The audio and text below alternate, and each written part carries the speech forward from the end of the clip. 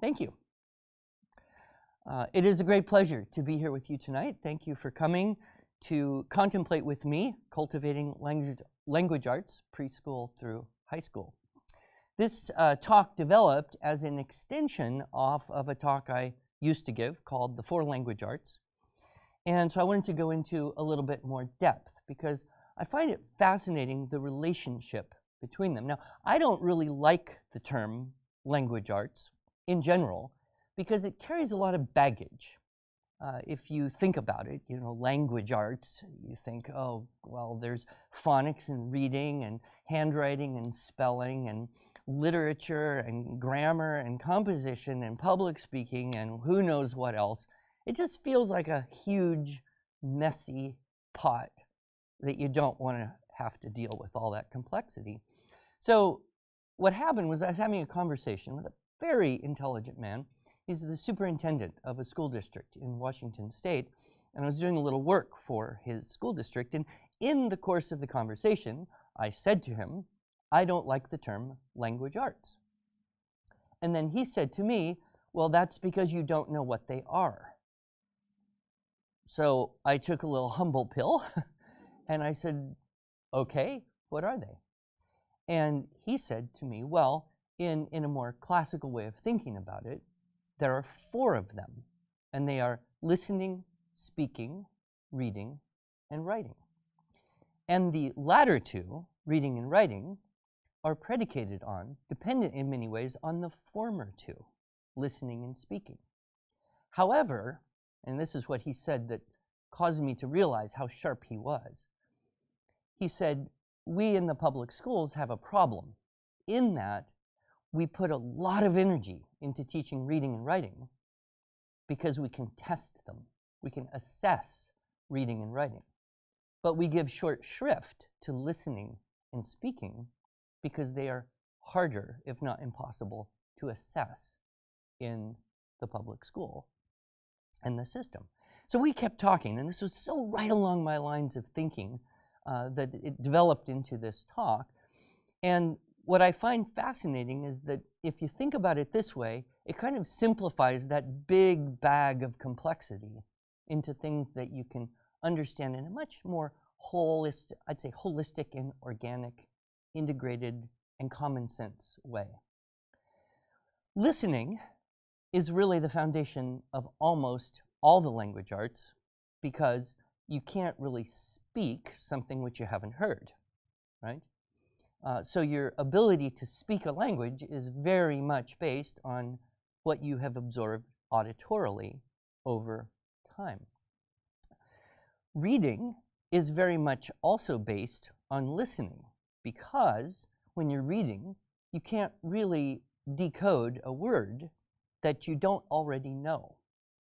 I'll give you a good example of this. Let's say you're a little child and you're learning to read and you have a little book and you come across this word and you try to figure out what it is by using your word attack and phonics skills. So you say, slegha, slegha, sligha. There is no such thing as a sligha. Therefore, it must not be sligha. And then you stare at it a little bit longer and you say, aha! That is one of them A words, like 8, where it has E-I-G-H. So you try again and you say, slay. And then you say, aha, this word is slay. Now that only actually works if you already know what a sleigh is. If you do not know what a sleigh is, it might as well be a sleighga, right? So how would you know what a sleigh is? Well, you would have had to hear the word in context and attach a concept or image with the sound of the word. Where would that happen? Well, I think we have kind of a general shortage of sleighs in current usage in most parts of the world. So you might have to bump into one kind of a fake sleigh with a fake Santa in a mall. That would be a possibility. But most likely, you would have seen a movie or had someone read to you a book that involved a sleigh that gave enough context or explanation so you would attach the idea of sleigh, something you attach to an animal so you can ride in, right? So that when you read the word, you connect the idea that was acquired through hearing it in context with the decoding. Do you see how that would kind of work? So our reading vocabulary is very much dependent on our acquired vocabulary that we have listened. Then, of course, writing, when you think about writing, it is so insanely complex, is it not? I mean, when you think about writing, what do you have to do to write something? Well, first, you have to have an idea. The idea can exist outside of you, or it can exist inside of you, but it has to exist. No idea, no writing. That idea then has to make its way into words, right? Now, that idea may have pre-existed in words. That idea may have pre-existed not in complete words, perhaps images or memories, right? But either way, you have to get it into words. How do we put ideas into words? We talk, we speak, right? And so when we're writing, we wrestle with the idea, it comes from somewhere, and we speak it into concrete existence. Then, not finished yet, we have to hear what we just said to ourselves. Then, we have to remember what we heard ourselves say to ourselves while we figure out how to make letters and words to match the idea. And we have to keep that idea in our brain while we are remembering how to make letters and words. And if we forget the idea while we're writing it, what has to happen? Go all the way back to the beginning, wrestle with the idea, speak it into existence, hear what you heard yourself say, remember what you heard yourself say to yourself, and continue where you left off. Honestly, when I think about the fact that human beings can write anything at all, I think it just proves the existence of God, because it's so insanely complicated, right? But the interrelationship between these skills is what's so interesting. Now, another observation I might make is that we have two words that are almost synonymous, but not quite. Hearing and listening. Hearing and listening. They're different in a subtle way. Everybody hears, unless you're hearing impaired, right? You hear all the time. In fact, you can't not hear. Sometimes you wish you could not hear.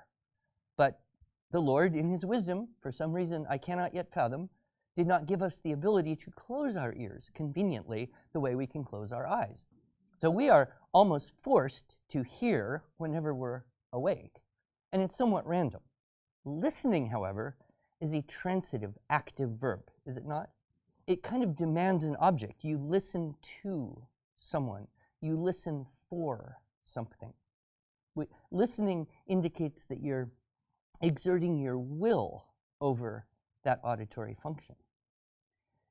Speaking also has this connotation, does it not? We say talking and speaking. They're almost synonymous, but not quite. Everybody talks, right? Some people talk more than others, and some people seem to talk a little much, right? But we all talk. However, speaking has that transitive feeling, that focus, that intentionality. You speak to someone. You speak for a particular purpose. So, we would then say, well, listening and speaking are more like skills. They're more like things you actually could develop. You could improve your listening ability. You can improve your speaking ability. Whereas you're going to see and hear, right? You're going to, excuse me, you're going to talk and hear, but you can learn to listen and speak better. And that then becomes the foundation. And what I have observed is that students who have a good foundation, acquired through listening and speaking, find the whole reading and writing thing much, much smoother. So what I'd like to do in this talk is take you through 5 stages. Preschool, which would be up to, say, kindergarten age. Primary grades, which generally are around kindergarten to 2nd grade. Elementary, which we think of as 3 to 5, middle school 6 to 8, and high school 9 to 12, and look at each of these 4 areas and things that you can do to cultivate skills in all 4 of these areas at each of those levels. So if you're mentally taking notes, you would think 20 boxes, 4 language arts times 5 stages. So starting with preschool, cute little preschooler there, huh? Somebody's granddaughter. You think, okay, so what would be the most important thing with preschool children if you were starting with the idea of cultivating listening? Well, you would think about the musical environment and the story environment. Music is so attractive to, well, all people, but young children in particular. It is just fascinating. I'll tell you one of the best things about getting old, grandchildren. Because with grandchildren, you have a remarkable opportunity to observe them, right? In a way you didn't observe your own children. And then you can just observe them, play with them, learn stuff by observing and playing with them. And then when they get a little bit bothersome, you just send them back to their parents. So it's a delight. But one thing I have noticed is that young children are just intrinsically drawn to music. And unfortunately, the musical world that they are born into is somewhat chaotic. I have a whole talk on this subject called The Profound Effects of Music, and I highly recommend the talk. I won't give it all to you now. I wish I could compress 2 hours into 5 minutes. But what I would say is that there's so much research to show that focused listening of high-quality music is tremendously valuable in developing that better attentiveness, that better awareness, the better listening skill. One of the things that we might notice about the modern world is that for about, say, the last 100, 120 years, it's been very different than all of history before that when it comes to the auditory environment in which children are born. Until the advent of recorded music, if you wanted music, what did you have to do?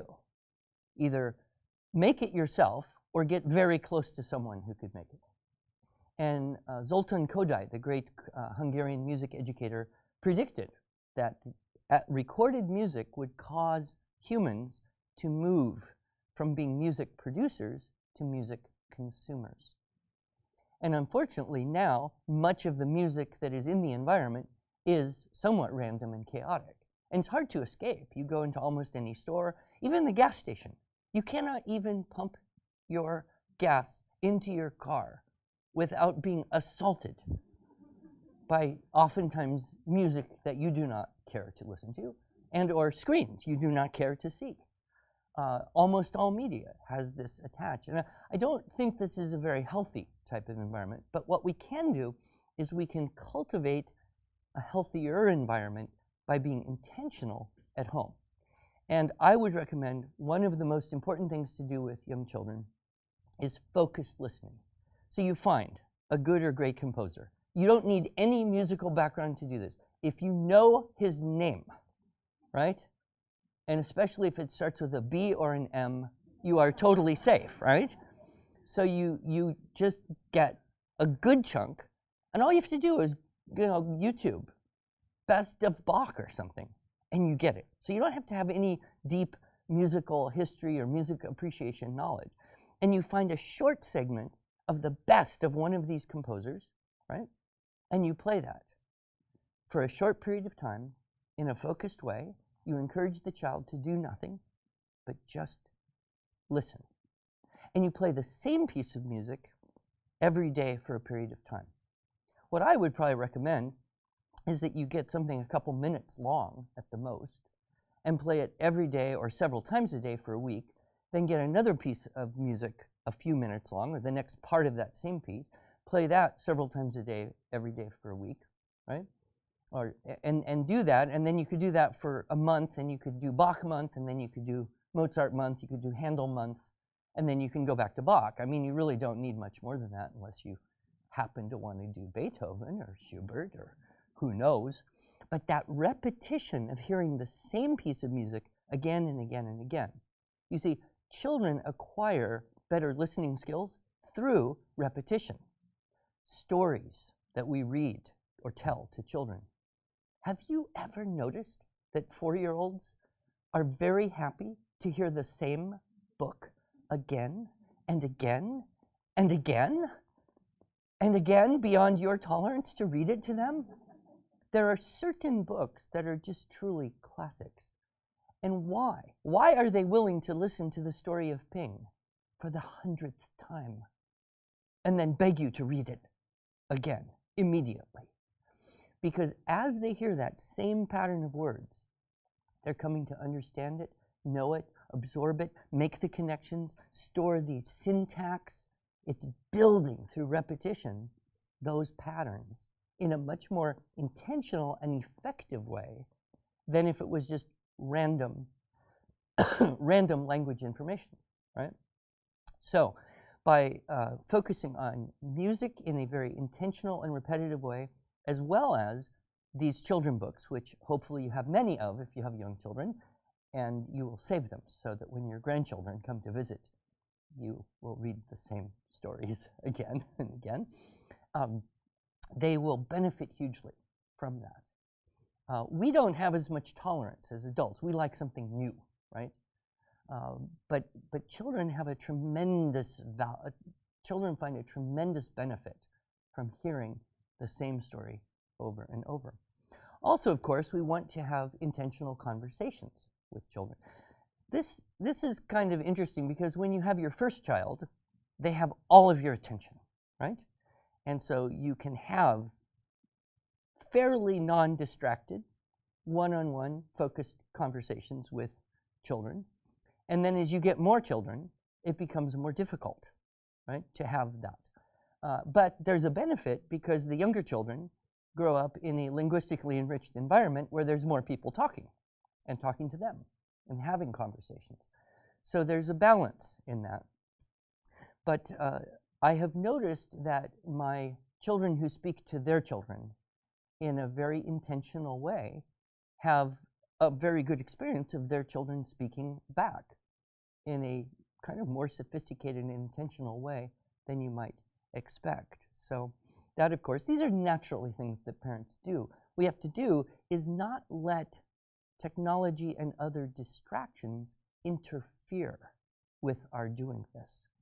And this is, again, probably, if we looked at how recorded music changed human beings' relationships with each other and with sound and music, we would have to look at screens as having been a significant change in the relationship of children with the environment around them. And it is, I will say, a little bit sad when I go out and see, you know, at a conference, even a homeschool conference or somewhere, and there's a family and there's literally a 2-year-old with an iPad in the stroller, and this is how they keep the child quiet. But what happens is that technology creates a environment where the child is visually hyper-stimulated and essentially distracted and cut off from the world around. And of course, we know that that continues all the way up into adulthood. It is very easy for us to be distracted by our phone or device or screen of some sort from the world around us. So pretty much everyone agrees that it is good to minimize screen-based technology in the life of young children, only it's very hard to do, is it not? In fact, there have been reports of children who, at literally 3 or 4 years old, would pick up a book and try to swipe the cover to get to whatever's after, rather than open the book and turn the page. And so their relationship with books and language in general is much narrower and in a way kind of impoverished. So we want to just be vigilant in minimizing technology's influence in young children's lives. Speaking, of course, we have the tradition of nursery rhymes, and we kind of are losing the tradition of nursery rhymes. It's very easy to meet mothers today with young children who did not themselves grow up learning and saying nursery rhymes. But simple poems and simple songs have this tremendous benefit of building fluency, developing vocabulary, creating opportunities for expressiveness, and of course, building the syntax, right? Now, I won't redo in 90 minutes, in 5 seconds, I wish I could, the talk Nurturing Competent Communicators, where I talk about the tremendous power of memorized language to develop all of these positive language skills. And so if we can turn off screens and open up and recite nursery rhymes and simple poems and simple songs, we open the child up to a world of linguistic, a world of speaking opportunity that they will not have if we don't create that for them. And this can be done really at a very small age. In fact, I have had many reports of people who bought our linguistic development through poetry memorization program for their 9-year-old and discovered the 4-year-old was learning poems as fast as the 9-year-old. Now, the 4-year-old didn't necessarily understand all those poems, but it's not really necessary to understand all the poems you learn. In fact, I have learned many things that I do not understand. In fact, some of the really good poems I will probably never understand, so it's not a prerequisite, especially for young children. When you think about talking with children in the environment they're in, you don't intentionally dumb down your conversation with someone else in the room because a 4-year-old doesn't understand it. Actually, sometimes it's convenient that the 4-year-old doesn't understand it, although I suspect 4-year-olds have a method of duping you into thinking that you don't understand what actually they do. Anyway, it is also very important for children to have the opportunity to talk to themselves. If you observe young children in their natural environment, they will very often have a conversation that kind of goes on, right? And we wonder, why do they do that, right? It's actually because that is how they learn to hear what they are thinking, right? Which is a very important skill, is to be able to hear what you're thinking. So children will verbalize whatever is going on in their mind at that time so that they can clarify, so they can make concrete thoughts that began more abstractly. So it's a tremendously valuable process. Now, at a certain point, children become aware, or we make them aware, that talking to yourself in public is frowned upon in many cases. It could be distracting to others around you, and if you're too old, it just looks not quite normal. So we train it out of them. Then when you get to be, nearing my age, you start talking to yourself again so you can hear what you're thinking, but you're on the other end of the spectrum there. But it's almost as though when you put children in an environment where you say, sit down, be quiet, do not talk until you have permission. It's almost saying like, okay kids, sit here, shut off your brains, right? I ran a preschool for a couple years. It was a very small preschool. It was just 12 children and me in a room less than this size for about 7 hours a day. And I would get and they're all 3.5 to 5 years old. I'd get them on the floor and I'd talk to them. I'd ask them all a question and I would let them answer me all at once. Well, now you might have walked in and thought, I'm running a zoo here, but I knew it was more important for them to talk than for anyone to hear what they were saying. So this allowing children the freedom to talk to themselves freely and comfortably and not getting them prematurely into an environment that says, be quiet, because that interferes with that natural process of being able to hear what they're thinking. Of course, as children talk to themselves, this is an opportunity for them to develop their imagination. So they may have an experience that meshes with a book, that morphs with something else, and then this is exercising that combination and permutation of ideas and images. And sometimes they will tell you a story as though it were true, only it couldn't possibly be. And you don't quite know what to do with that because, well, you're telling me like this is true, but I know it can't be true. How do I teach you that what you're saying is not actually what happened? But children mix all that stuff up together, and that's kind of a natural stage of creativity. So they will do actually what most authors do, which is take experience and information and mush it all together and tell a story. And so that speaking is a great way to exercise the imagination. I have a couple grandsons who love to tell stories. I've got one, he's 7 years old, and he will just talk your ear off. If you have a drive in the car with him, just be prepared, because he will grab this book and that book, and then he'll want to tell you something in the middle. And then I'm trying to teach him that conversation can be two-sided. But now, children don't read at this age usually. I mean, some children start reading at 3 or 4 years old, but that certainly would be the exception rather than an expectation. But they do read with their ears. And this is why, touching back on reading them stories, there's no harm in them overhearing books at a higher level.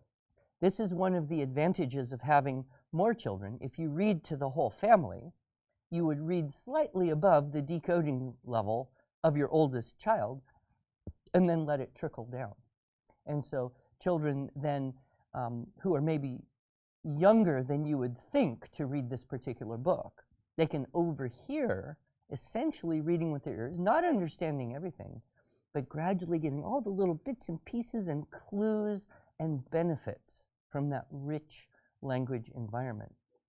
And so this reading out loud, even with young children in the environment, is going to benefit them. And writing, is a natural kind of thing.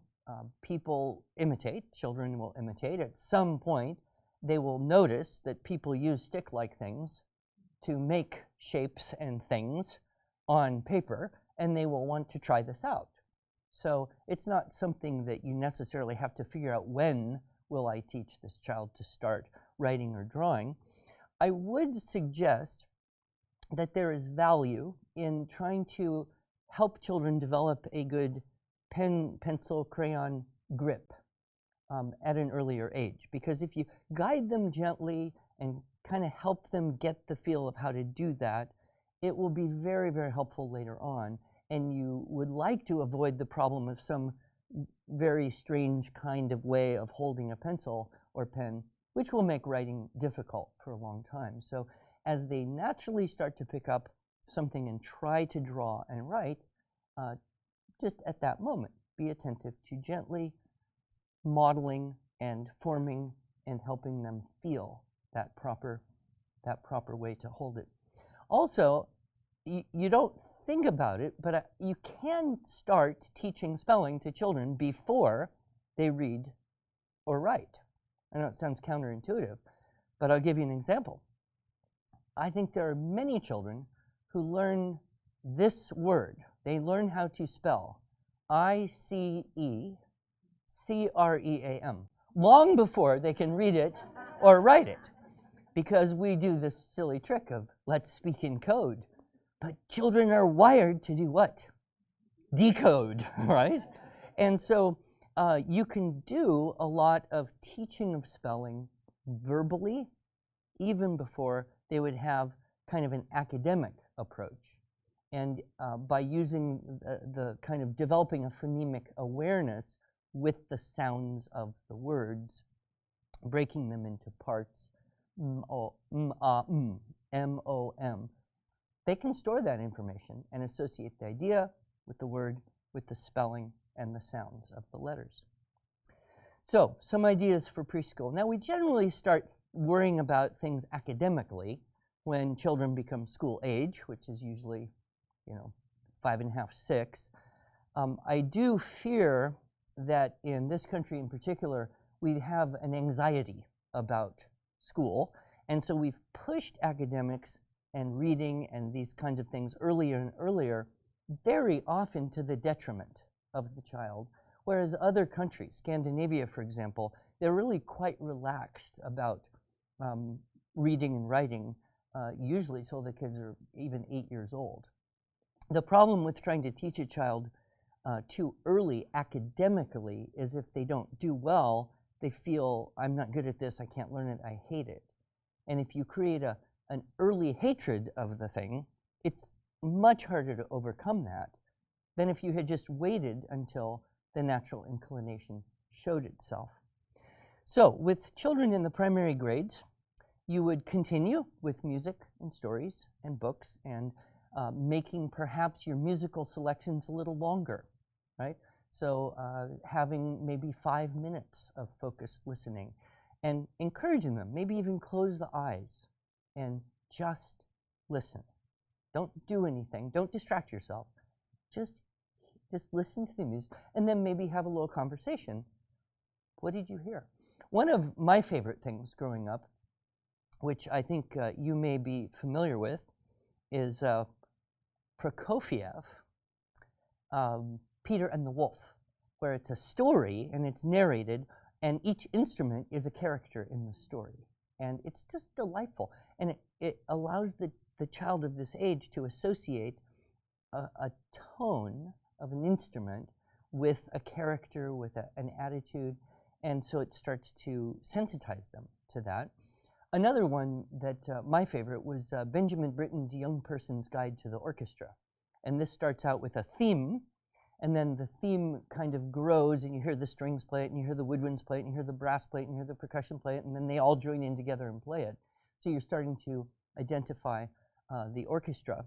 And then for many years, I sold, as I was teaching music, I sold the CDs, the classical kids, Mr. Bach Comes to Call, Mozart's Magic Fantasy, Tchaikovsky Discovers America. These are just splendid because they intersperse the best moments of the greatest composers with the narrative, with the storyline that engages the child.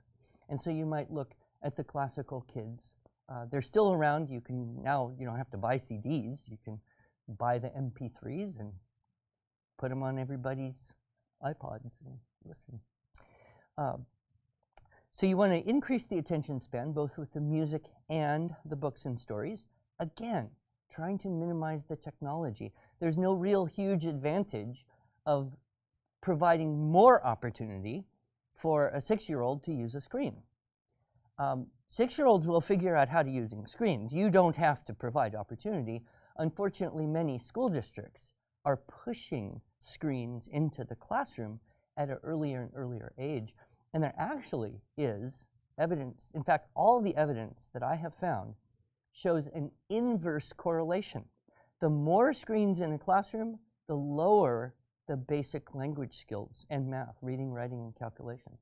The fewer screens in the classroom, the zero-tech schools often have the highest reading, writing, and calculation abilities.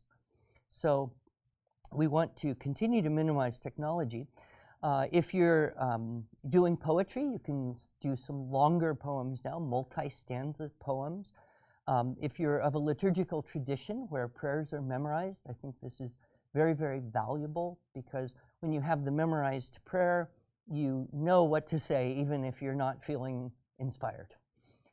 And it's kind of a fallback position. And of course, the value of Scripture is multifold because you're not only getting some of the most beautiful language ever written, you're gaining the spiritual or wisdom benefits of having brought that into your memory through saying it again and again and again. One of the ideas I think is something that is kind of amazing when you see how it works is this idea of narration a la Charlotte Mason. Are any of you familiar with Charlotte Mason, home education? So she talks about this idea where if you read a book to a child, if you go on a walk, if you make cookies, you know, anything that you do or experience with a child, after you've kind of finished that, stop and give them a chance to narrate it back little by little. and just see what details they can recollect and translate the image, the memory, the idea back into words. So if you have enough children, which I highly recommend, it gives you an opportunity to kind of do many experiments. So it just so happened that my wife, my oldest daughter, and I were all kind of into this reading Charlotte Mason stuff and talking about it when one of my daughters was about 7. And so we thought, this is the perfect age. Let's experiment on her with this narration idea. So all 3 of us would intentionally try to give her a chance to narrate back things which she had heard, things we had done, things that she had experienced. And I don't know how long we kind of persisted with this, but several things happened. And some of it could have just been, her personality, who she was. But she developed kind of an attention to detail that was really quite remarkable. And it came out for years later. In fact, I think it's still coming out because I used to travel a lot. I still do, but when the kids were home, I'm traveling, I'm gone, 3, 4, 5 days or more. I would try to call home and talk to my kids every day. Well, you call home and you talk to your kids. It very often goes like this. Hey, how's it going? Fine. Hey, what'd you do today? I don't know. Well, can you remember anything? What'd you do? Nothing. Okay, well, nice talking to you. Next kid, please, right? So this one daughter, right, she'd get on the phone, right? I go, hey, how's it going? She'd go, Daddy, when I woke up, I looked out my window and I saw this little bird nest that was under the garage eave, and then this bird flew in, and I thought, wow, there's like maybe going to be baby birds in there. And then I saw this bird was going and getting some little sticks and weed-like things and like building the nest before my eyes. And she would go on and on and on. It would take her half an hour to get to lunchtime. And by then, I'm just like, I got to go to bed here. Well, I'm so glad you had such an event-filled day. But there was something about that sensitive period that she developed for being able to not just notice details and remember them, but to speak them back into existence.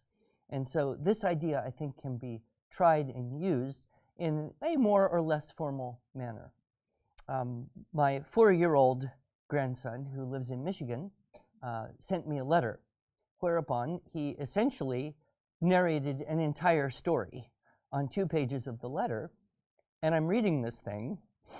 I'm not quite understanding the story entirely, but it's basically making sense. And down at the bottom it says, Mom wrote only the words that Leo said. This was his first narration.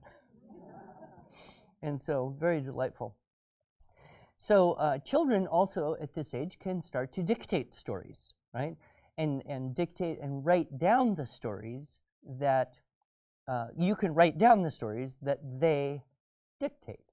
In fact, I think most of my children, my wife was very good about this. The children would say, I want to write a story. And she'd say, okay. And then, they would say, and she'd try to write it down as fast as possible. And then, you kind of lose track of the thing. It gets buried in a file cabinet somewhere. And then they're all grown up, and you pull it out, and you're like, that's so cute. But that gives them the sense of experiencing the creative quality of writing, only they're speaking. And so the relationship between that, they see the visual representation of the words they spoke into existence. So usually this is the age at which you would teach phonics. I think there's been the swings between whole language and only phonics, and the pendulums in the middle, and it's been kind of a wild ride to see how that's gone. But it usually settles down that there are some words you just have to learn, and you see them and you have to know what they are, because no matter how smart you are, you cannot sound out the word would, because you're like, wa-old, wa-old, wa-old, wa-old, do you like to come? Where did that come from in English? But for the most part, a good phonics foundation makes a huge benefit in a child's ability to begin to decode the words. And so there are some phonics programs that are, maybe easier or less easy. There's some that are cute or less cute, but they all kind of are derived from the same basic set of information. I, of course, think we have an awfully good product with our Primary Arts of Language for reading. And it's based on Mrs. Ingham's blended soundsite program of learning, which some of you have heard of. And we've had lots of great results with people using that. It's got a lot of moving pieces and manipulatives because it's kind of a multi-sensory approach. So you hear, you see, and you can move things around. But I would say don't push the phonics on a child who's not ready for it. You'll know when kids are kind of ready because they will be curious about letters. They'll want you to tell them what things say. And then other kids are just, they have no interest yet. So, I would say just be careful about not trying to have anxiety. And the schools will kind of push this on you. Like, we have to get kids reading. This is desperation here. So let's push it down to pre-K. I mean, pre-K reading curriculum, this should be an oxymoron, right? It should not exist. It's self-contradictory, and yet we see this.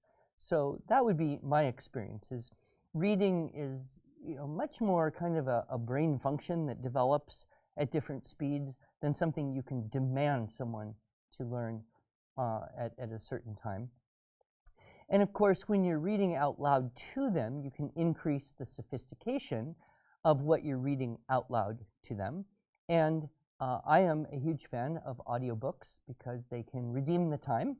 You're stuck in a car with a bunch of children. This is often not a pleasant experience, right? Because as soon as you get in the car, everyone's uncomfortable and unhappy, right? It's too hot, it's too cold. I'm hungry, I'm thirsty, I gotta pee. He's touching me!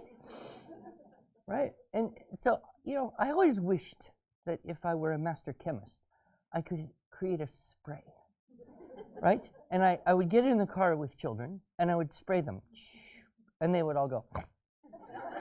Then you have a nice drive, talk to your wife, listen to NPR, whatever, and then you get to where you're going, and you spray the antidote. And they're like, oh, we're here! I didn't even notice that we were driving 45 minutes, right? I mean, if I could do that, and there were no negative side effects, I could be truly wealthy. But what's interesting is that audiobooks kind of have that effect. They take you from where you are into a world of imagination. And so they're not just enriching the vocabulary auditorily. They're not just building beautiful grammar and syntax into the mind of the language areas of the brain. They're cultivating imagination. And in the car, it makes your life better. Also, audiobooks can be very, very helpful for kids who are going to be a bit late in their reading. I had one child who was very, very, very, very dyslexic. He didn't actually read anything until he was, 11. I mean, other than like single few words he could sound out. Safe ones like mom or cat, but you throw him a word like bed and he'd flip out. He'd be like, ged, dead, boo, bag, bug, I don't know. So he didn't really read. He didn't read a book till he was 12, but he listened to a huge, huge quantity of audiobooks. And what was so remarkable about this child is that when he did start reading and writing fluently, right, and he started writing really quite well around 14, 15, his writing was more sophisticated and eloquent in many ways than anyone else because he had this tremendous auditory database of language. So audiobooks can be a great lifesaver for children who are going to be later learning to decode and liking to read much later in life. Then, of course, children start wanting to write letters, and this is another area where I feel we can be gentle but attentive to detail in letter formation. Because if we learn stroke order correctly when we start to learn to write, whether we do printing or cursive, manuscript or cursive, if you're attentive to those little arrows on the charts that you set. Remember those little charts on how to make letters? And it'd be like a little arrow that goes there, and then the next arrow, maybe with a number 2, would go there, and you're like, okay, do that first, you do that second. And you get the habit of writing letters with correct stroke order. It's so much better than if you kind of randomly just try to imitate letters, and then you get some very odd looking letters and some cumbersome habits that are hard to overcome later in life. I also have a talk, it's available, it's called Paper and Pen, What the Research Says. And it's all about actually screens versus paper, typing versus handwriting, and then printing versus cursive, and some of the remarkable benefits and the potential for a cursive first approach. So you might look into that if you're interested. And then, of course, children benefit hugely from just simple copy work. In fact, 150 years ago, I don't think anyone wasted paper on a 7-year-old so they could write their own story. They would use slates, and they would have copy books, and they would practice writing complete, grammatically correct, sometimes complex sentences. You know, each day they would just copy these things. Oftentimes they were proverbs or aphorisms that had embedded wisdom or ideas that were useful, and that builds stamina, it builds confidence, and if you're copying it correctly, you're having attention to the detail of capitals and punctuation and end marks. And if it's good language, you're actually kind of reading it several times, so you're patterning good language into the brain through copying it. And then, of course, you would continue spelling, both on a verbal side, if you like, as well as now working with a written spelling program. There are, of course, many spelling programs available, different ones used. I think the worst approach is when they kind of categorize words. I think the worst one I ever saw, this was in a school, in a 2nd grade classroom, and the spelling list consisted of things in a kitchen. So it had word like fork, spoon, knife, pot, pan, stove. What's wrong with this? All these words have different phonetic guidelines, rules, hints that should be understood. And that's just very confusing. They're expecting children to be able to study somehow and then reproduce very random information, right? What would be a more sensible way, I think you would agree, is if you learn lots of words that had the same patterns. So if you learn lots of words that have O says oo, and O with an E on the end, right? And an A with the E on the end, the long vowel magic key kind of words. And if you learn short vowel words, and if you learn these in groupings, that helps to de-randomize the information. And that's the key. If you want to de-randomize random information, you have to attach it to something that is less random, and then recall becomes easier. So if you learn words this way, let's say you learn words where EE says E, right? And so you've got words like street and queen and bee, right? And then you learn a bunch of words where EA says E, like leaf and bean and pea, the kind you eat, right? Then when you get a new word and you want to learn it, a word like treat, right? Well, there's no logical reason why treat shouldn't go with street. I mean, they rhyme perfectly. But treat would go over here with leaf, bean, and pea, the kind you eat and eat. And so then if you have that grouping of EA says E words, and you find another one you want to store, you've got a place in your mind to put it. And so building this up, this is really what our program, the Phonetic Zoo, the Excellence in Spelling approach, is designed to do, is to build these word grouping core sets so that students can then, in the future, more easily attach words to those core sets. It's also an approach that works very well with children who are more auditory in their learning style, or kids who are just flat out very dyslexic and mix up stuff on the way in. Elementary starts to get so fun, right? Because they start to get smart and know it. And you can up the sophistication of everything, and so they can listen at a higher level, they can narrate back what they've listened to, they have much longer attention spans. If you get the right books, they'll sometimes listen for hours. Whether you can read to them for hours, that's a different question, but they can often listen for long periods of time. It's still very healthy to minimize the technology. And continuing the narration is, of course, I think very valid. It's just you start to get busier and busier. How do you take the time to do that formally? But you make it a priority, you can. One of the things that this age lends itself to better, I think, is the formal recitation of poetry. This would be when children memorize poems with the intent to go and recite them for someone. This used to be a normal part of the curriculum of every American. In fact, Jill, it was your house, and you had, I don't know if you still have it on the wall in your house, but a little framed report card. No?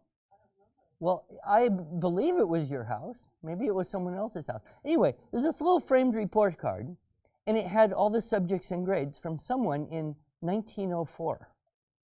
Is it your house? Okay, so it's Linda's house. And on this, it's interesting to see a report card from early 1900s because there are some subjects that are noticeably missing, right? For example, health. They didn't study health in school. How did anyone remain healthy? Social studies. There was no social study. There was, however, history and geography, but the one that fascinated me was elocution. Elocution. This was a whole subject in school that children would get graded on. And what was that? The ability to stand and speak clearly, confidently to their peers and other adults, right? And this was valued. So I think we can try and reintroduce this because there's tremendous value. It builds confidence. And when you know a poem well enough that you can be nervous but still be able to say it without hesitation. I want to tell you a little story. This touched me almost more than anything that anyone ever said to me, at least at that time. This woman had driven 6 hours to come to a seminar. And she said, I drove 6 hours because I wanted to tell you something. And I said, well, you could have called. She says, no, I've come to your seminar before, but I wanted to tell you about my son. And I said, well, tell me. She said, well, he's 10 years old. And he's halfway through level 3 of your poetry program. So that means he has memorized 20 plus 20 plus approximately 10, 50 poems. Probably could recite any of them on demand from memory, easily, if he's done it properly. And so I'm thinking, that's a lot of poems for this little kid. And then she said something touched me. She said, his favorite thing to do, his favorite privilege, is to go to the retirement home, the assisted care place, and recite poems for the elderly. And I thought, isn't that just so beautiful? Like he had this gift that he could give because he had committed those poems. We say memorize, commit to memory. What did they used to say? My mother was a piano teacher. She never once said, memorize your piece. She said, you must learn it by heart. You learn it by heart. And so when you learn that poem and you own it, right, and you can give it to someone. Another cute little story of a boy approximately the same age. He didn't want to go to Boy Scout camp because he kind of didn't like this chaos of the social environment or whatever. But he went to Boy Scout camp and he came home. No, that wasn't the story. Reverse that and edit it out. Here was the story. He was going to Boy Scout camp. No. His mom had been making him memorize poems. So he's doing poetry memorization, and he's learning all these poems, and he's like grumbling and complaining. Then he went to Boy Scout camp, which I believe he was interested in doing.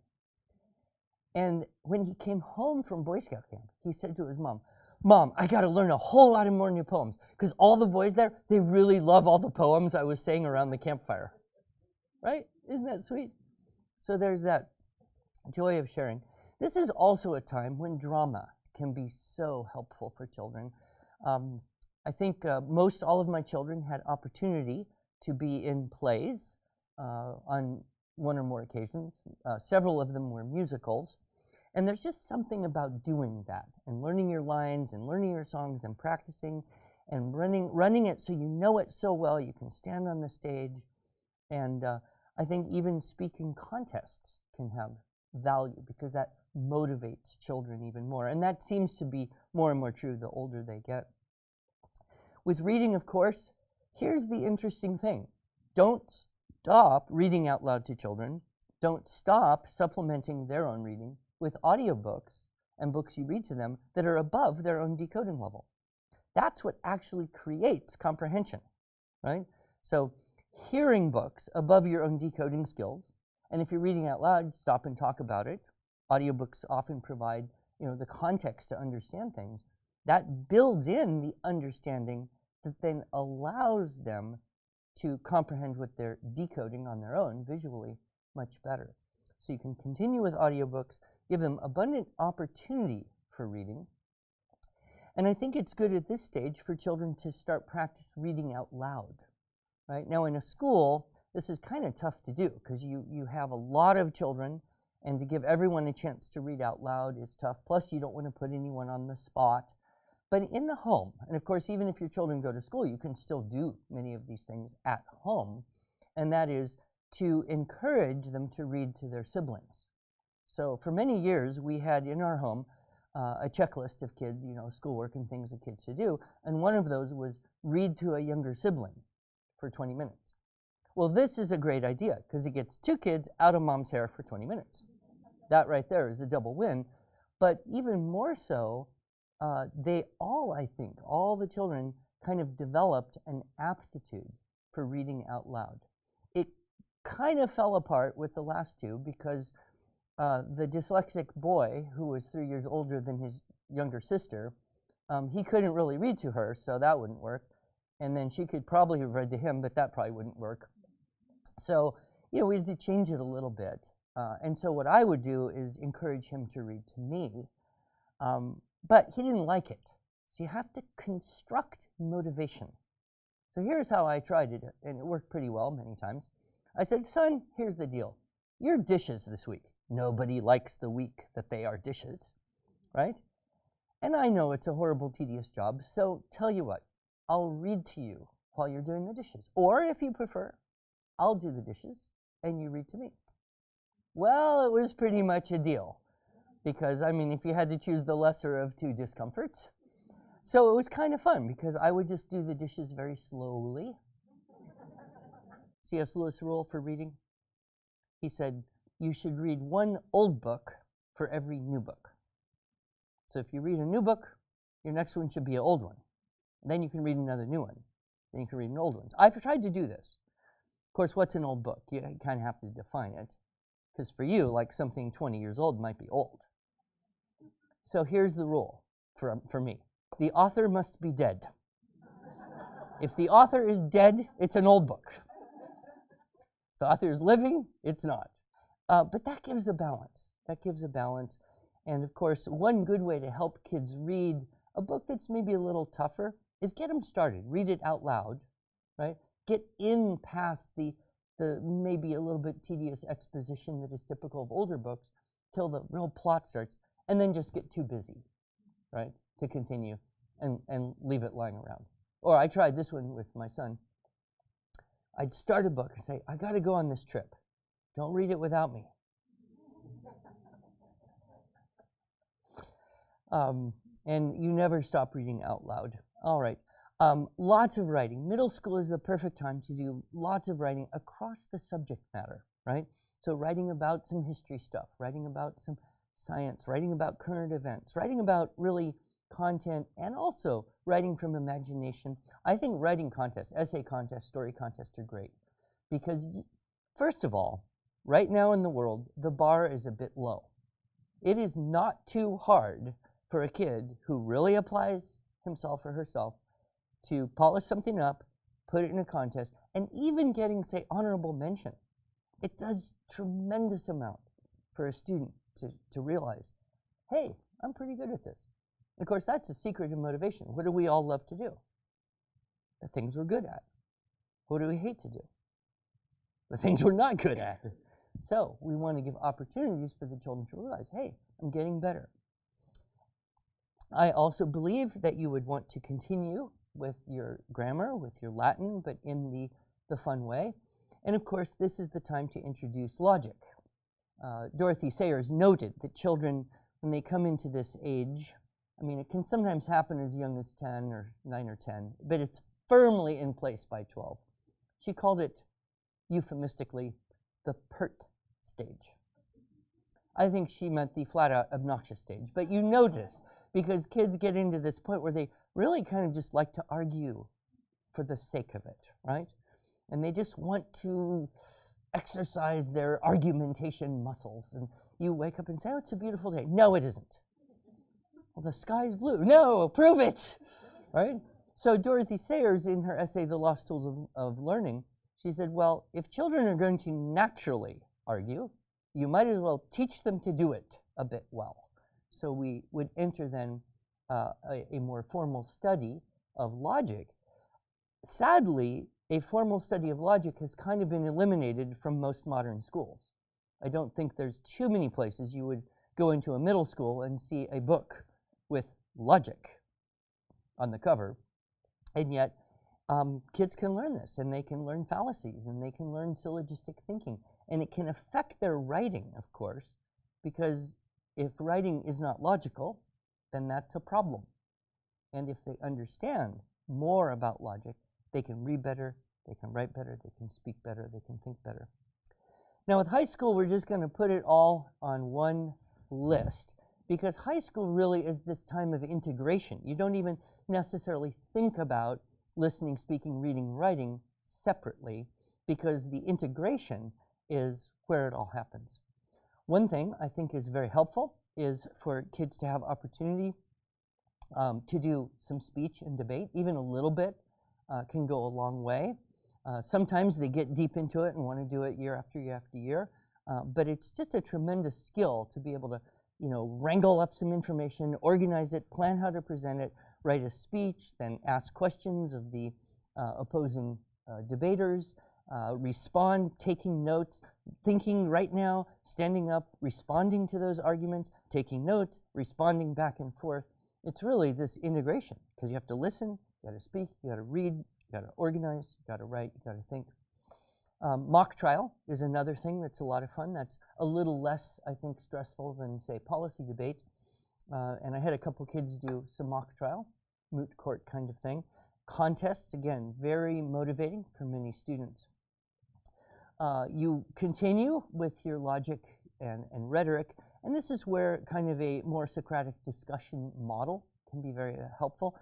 We have Adam Andrews' course, Teaching the Classics, that helps you as a mentor learn how to facilitate better conversations about the books that you've read and stories.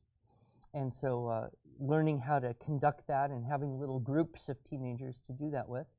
Again, drama, musical theater. Declamation is essentially when someone will memorize someone else's speech and then go and deliver that speech as that person. So it's, it's memorizing, it's understanding the issues so that when you say it, it all makes good sense, and the phrasing and the nuance of it is correct. And then, of course, the confidence, the fluency, and then how well you impersonate, as you will, that person. I've had the opportunity to judge a couple declamation contests at some classical schools and enjoyed it tremendously. And it's really quite an accomplishment to memorize, a 10-minute speech from some great figure from history. I do think a lot of high school students can benefit from taking college classes through a dual enrollment, either at a community college or university that has such a program. And now the online class opportunities are great. In fact, if you have been attentive to cultivating these language arts up to this point, most kids who have a good, solid foundation here can walk in and do very, very well in, freshman comp, first, second year English, sometimes take a CLEP test and with very little study, pass and gain the college credits for it. So I know any number of children, young people I've met, who actually got a full 2-year Associate of Arts degree by the time they finished being in high school. That's not only quite an accomplishment for a young person, it's also saved you a lot of money if they go on to a 4-year college after that. Then, of course, opportunities like internships, working on campaigns, political campaigns. In fact, I met a girl in Texas who, at 16 years old, volunteered for a state Congress candidate, and he won. And he was so impressed with this girl, he hired her at 16 years old to be on his communication staff, and she was involved in editing the website and the newsletter that he sent out to his constituents. Well, what a great way for a young person to say, hey, I'm in the real world actually helping, hopefully. And when you're with a politician, you're wondering, is this really helpful to anyone? But in her case, volunteering, missions trips. And I do think, not everybody, but many high school kids, especially 16, 17 years old, benefit greatly from the opportunity to teach younger students. And so I have tried to do this, take kind of my top student or two from one group and then train them to teach, the group of the next wave of kids coming up. A 16-year-old who understands structure and style, has good grammar, pretty good spelling, confident in front of peers, can usually walk in and teach some 10-year-old, 10, 11-year-old kids very easily, especially if they use one of our, our sets of materials, the theme-based lesson books or whatever. And of course, you all know, being teachers and parents yourself, you actually only really learn something, really, when you start teaching it. So the sooner we get the kids teaching it, the sooner they really learn it. And another thing that I have been very interested in encouraging for many years is entrepreneurship, encouraging young people to start a business. This really is the ultimate integration, is it not? If you want to start a little business and you work on your little business plan, you say, what product or service could I offer? Well, you have to listen. You have to listen a lot. You have to listen to mentors and coaches and parents and other people. You have to listen to customers. You have to think yourself and hear what you're saying. You have to be able to talk. You have to speak well in order to communicate your business idea. Of course, reading and writing are essential. Math skills are very helpful too. You don't want to mess up your bookkeeping and underpay your taxes and then have big ugly penalties. That wouldn't be fun. Hopefully you make enough money to pay taxes, because we need more people paying taxes. So those are just some ideas. Obviously, that's not a list of what everyone would do, because that's a huge amount, but kind of a smorgasbord of ways that these skills at the high school level can be integrated, practiced, and carried into adulthood. So that is some of my thoughts. Those are some of my thoughts on cultivating language skills preschool through high school. Does anybody have any questions?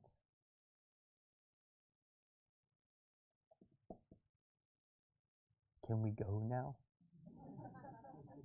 Okay, well, we'll just edit that part out, and we'll go back, and I will say, and then you can end the thing. And so those are some of my thoughts about cultivating language skills preschool through high school. Thank you very much.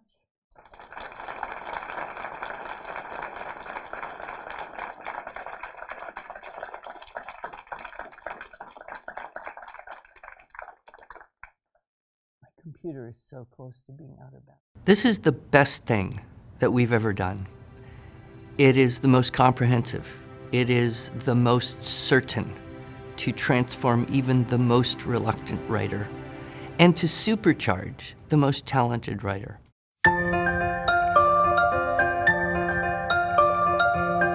I was completely lost, and I had no idea where to start. It was like, do it, just write, pull out the paper, put the pen down, and do. And I couldn't explain it any better than that. Do you start teaching them how to write a paragraph? Do you start teaching them how to write back a letter to grandma? Or? For me, it was really important because English is not my first language, so I wanted my kids to have the best education. Any writing I had ever done was just based off my own understanding. Why do I have to do it? I hate it, and I never want to do this again. I was really not very good at writing before, but now I can really write pretty well. I never felt like I was good at writing. When I went to college, every class I had, there was a paper to write, and it was overwhelming for me because I was not prepared for that. We have multiple children, and so that compounds the difficulty.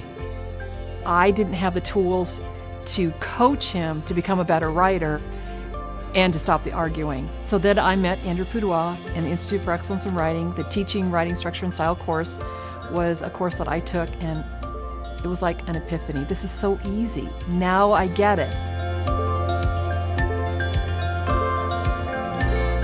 IEW just opened some things up to him, gave him some organization, and helped him to start liking it.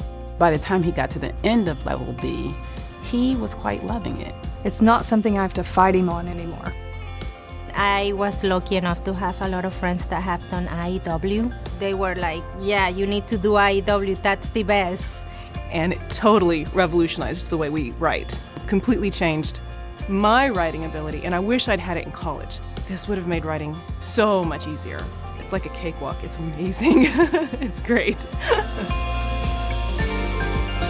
The main thing that I learned that probably helps me the most with my writing is probably how to make an outline.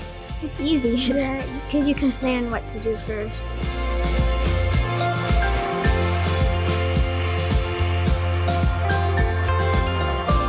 It's a lot more fun.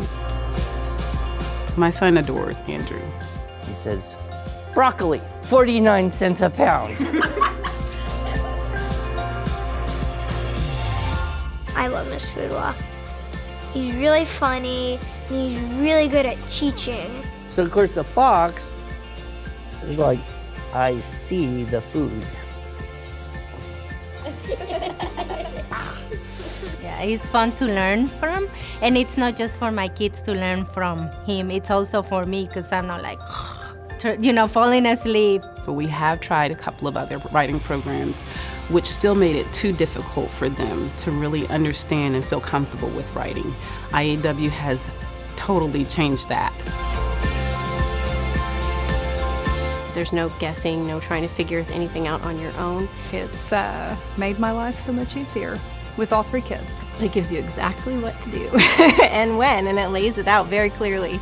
So you just follow these units, follow these steps, and it guides you the whole way. Just watch the video and let Andrew Pudewa do all the work. Go for it. You will not look back and regret the experience at all. I mean, it's so worth it. Don't hesitate, do it. It works. I know it works. So why not give it a try?